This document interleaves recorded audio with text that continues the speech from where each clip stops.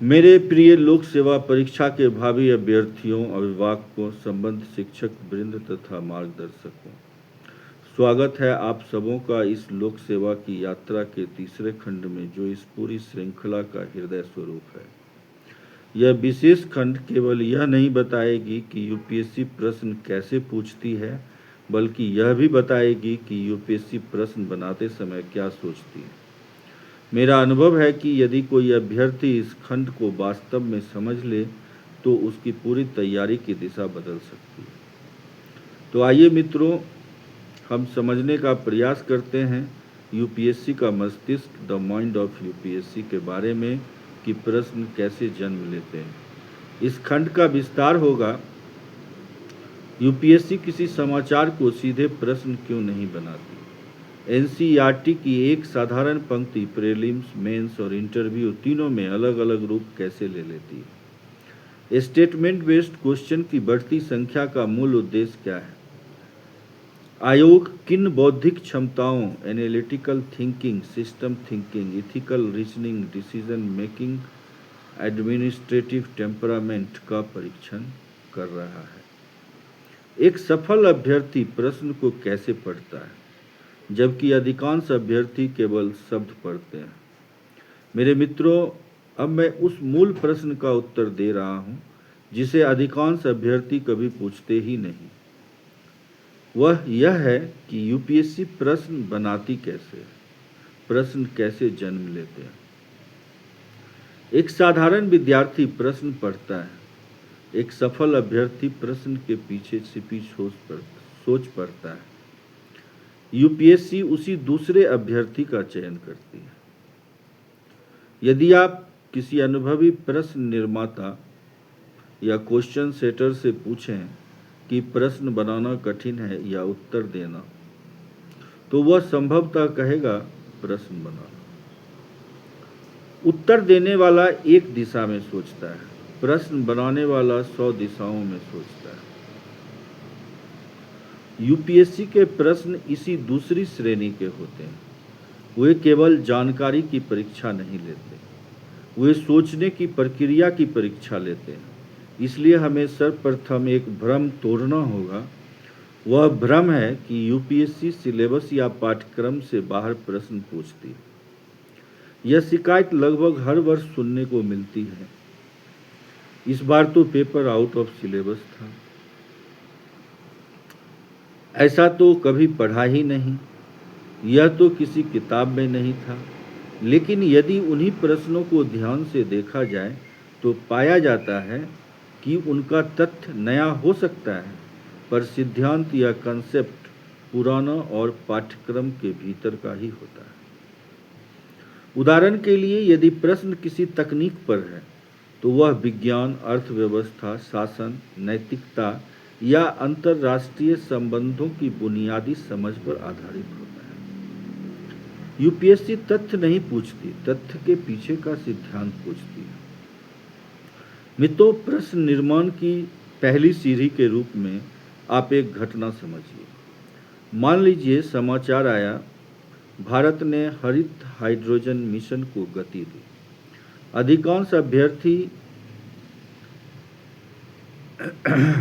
सोचेंगे या करेंगे, वे मिशन का नाम, बजट, मंत्रालय और तिथि याद करेंगे। यहीं से गलती शुरू हो जाती है।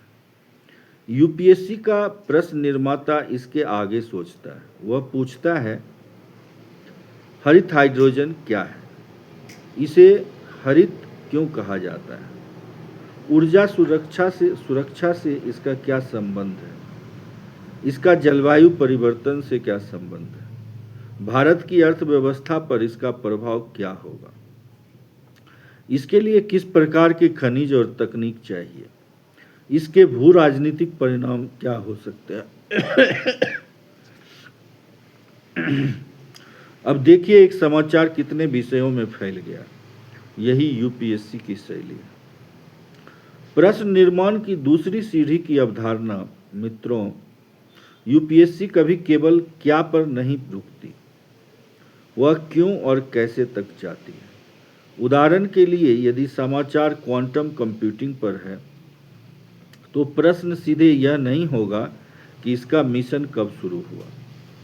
संभावना अधिक है कि प्रश्न यह जांचे जाएं कि यह पारंपरिक कंप्यूटिंग से कैसे भिन्न है। राष्ट्रीय सुरक्षा पर इसका क्या प्रभाव हो सकता है, साइबर सुरक्षा में इसकी क्या भूमिका होगी, कृत्रिम बुद्धिमत्ता के साथ इसका क्या संबंध है। अर्थात समाचार केवल प्रवेश द्वार है, परीक्षा का वास्तविक क्षेत्र अवधारणात्मक समझ है। प्रश्न निर्माण की तीसरी सीढ़ी है बहुविषयक दृष्टिकोण। जी मित्रों, बहुविषयक दृष्टिकोण यही वह स्थान है जहां अधिकांश अभ्यर्थी पीछे रह जाते हैं। मान लीजिए विषय है जलवायु परिवर्तन। एक पारंपरिक विद्यार्थी इसे केवल पर्यावरण का अध्याय मानेगा, लेकिन यूपीएससी इसे इस प्रकार देखती है, भूगोल के दृष्टिकोण से, मानसून, हिमनद, समुद्र स्तर, अर्थव्यवस्था के दृष्टिकोण से, कृषि, बीमा, ऊर्जा, हरित निवेश, समाज के दृष्टिकोण से, पलायन, स्वास्थ्य और समानता,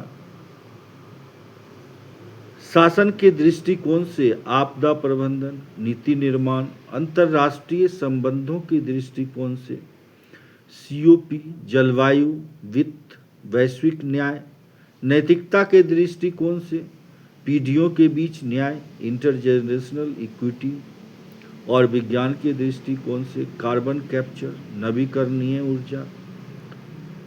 कहने का आशय स्पष्ट है कि एक ही विषय 7 अलग जीएस क्षेत्रों में प्रवेश कर गया। मित्रों, यूपीएससी परीक्षा में समय के साथ स्टेटमेंट बेस्ड क्वेश्चन या प्रश्न क्यों बढ़ रहे हैं? यह केवल प्रश्न पूछने की शैली नहीं, यह सोचने की शैली की परीक्षा है। वास्तविक प्रशासन में कोई फाइल कभी यह नहीं कहती उत्तर विकल्प सी सही है। वहां आपको मिलते हैं अधूरी जानकारी, विरोधाभासी रिपोर्टें, समय का दबाव, सीमित संसाधन और अनेक हितधारक। आपको तय करना होता है कि कौन सी जानकारी विश्वसनीय है और कौन सी नहीं। स्टेटमेंट बेस्ड क्वेश्चन इसी प्रशासनिक कौशल का प्रारंभिक परीक्षण है। वे पूछते हैं, क्या आप प्रत्येक कथन को अलग अलग परख सकते हैं? क्या आप आधे सच और पूरे सच में अंतर कर सकते हैं? क्या आप अनुमान के बजाय तर्क से निर्णय लेते हैं? मित्रों, आप सोचते होंगे कि प्रश्न में उत्तर के विकल्प ऑप्शंस क्यों इतने भ्रमित करते हैं?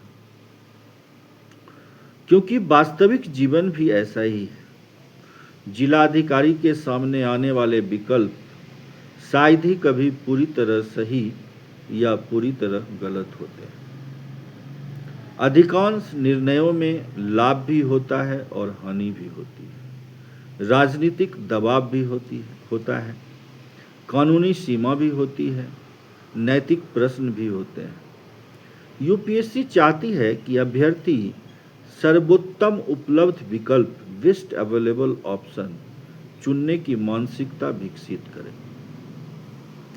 मित्रों, अब हम बात करते हैं कि एनसीईआरटी की एक पंक्ति से 3 परीक्षाएं कैसे होती हैं। मान लीजिए एनसीईआरटी की एक पंक्ति है, नदियां केवल जल का स्रोत नहीं बल्कि सभ्यताओं के विकास का आधार रही हैं।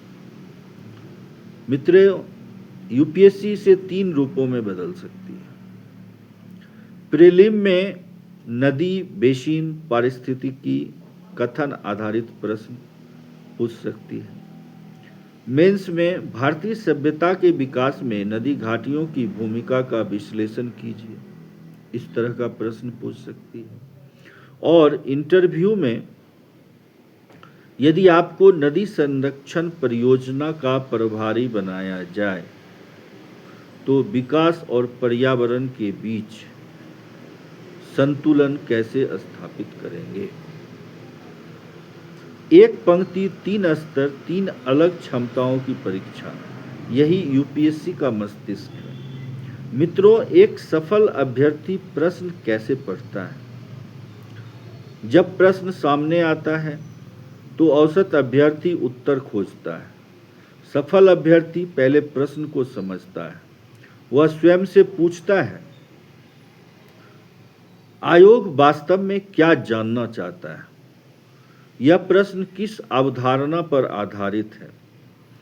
इसमें कौन सा शब्द निर्णायक है? कौन सा विकल्प केवल आधा सत्य है? कौन सा विकल्प सामान्य ज्ञान के विरुद्ध नहीं बल्कि सामान्य सोच के विरुद्ध है? यही कारण है कि दो अभ्यर्थी समान पुस्तकें पढ़ते हैं, समान कोचिंग करते हैं, समान नोट्स बनाते हैं, फिर भी उनके परिणाम अलग होते हैं। अंतर ज्ञान का नहीं, प्रश्न पूछने की दृष्टि का होता है। मेरे प्रिय श्रोताओं, यूपीएससी प्रश्न नहीं बनाती, स्थितियां बनाती है। यह याददाश्त नहीं परखती, विवेक परखती है। और यही कारण है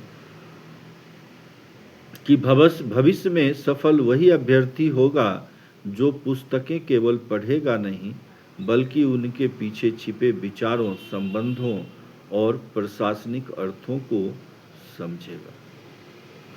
मित्रों, याद रखें कि यूपीएससी की तैयारी का सर्वोच्च स्तर वह नहीं है जब आपको हर उत्तर याद हो, बल्कि यह वह स्तर है जब आप किसी नए प्रश्न को भी सही ढंग से सोच सकें।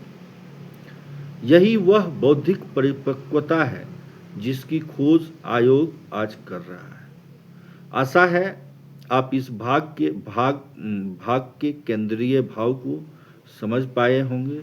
मित्रों, लोक सेवा यात्रा के अगले खंड में, जो इस श्रृंखला का चौथा भाग होगा और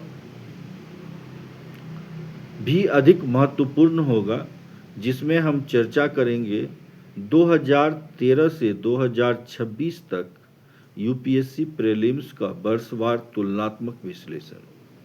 इसमें हम प्रत्येक वर्ष के प्रश्नों की तुलना करेंगे और देखेंगे किस वर्ष क्या बदला, किस विषय का महत्व कैसे बदला, कठिनाई स्तर कैसे विकसित हुआ, किन अभ्यर्थियों को लाभ और किन्हें हानि हुई, और 2027 के लिए इसका क्या संकेत है। यहीं से यह श्रृंखला लोक सेवा की यात्रा तथ्य आधारित रिसर्च ओरिएंटेड एनालिसिस के स्तर पर पहुंचेगी।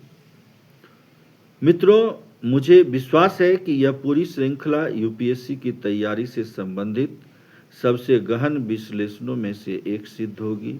मिलते हैं श्रृंखला की अगली कड़ी में। धन्यवाद, शुभकामनाएं, आपका दिन